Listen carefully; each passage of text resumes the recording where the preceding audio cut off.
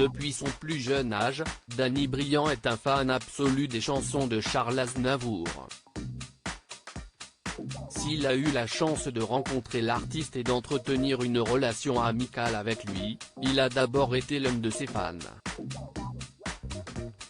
Invité dans 50 Inside ce samedi 19 décembre 2020, le chanteur a révélé à quel point la carrière de Charles Aznavour l'avait fait rêver. C'est lui qui m'a donné envie de chanter.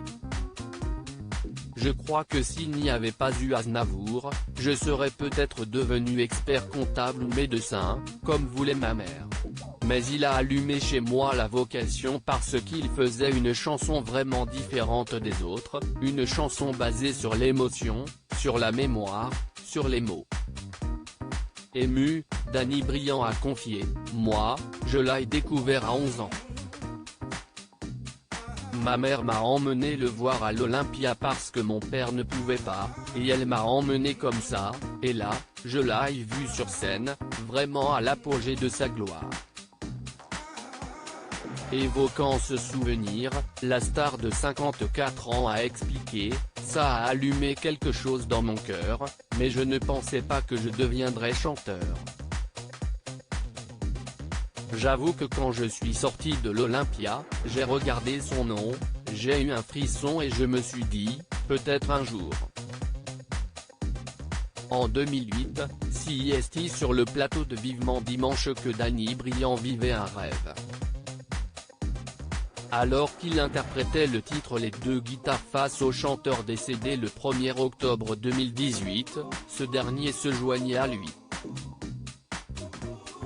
Face à Nico Aliagas, le chanteur né à Tunis a confié, « C'est la première fois que je chante en duo avec Charles. J'ai l'air bien quand même, parce que c'est comme mon père en fait. C'est un père spirituel, et j'ai l'impression qu'il protège, regardez ce regard bienveillant qu'il a sur moi. Regardez, tout d'un coup, il se joint à moi, il va chanter avec moi. »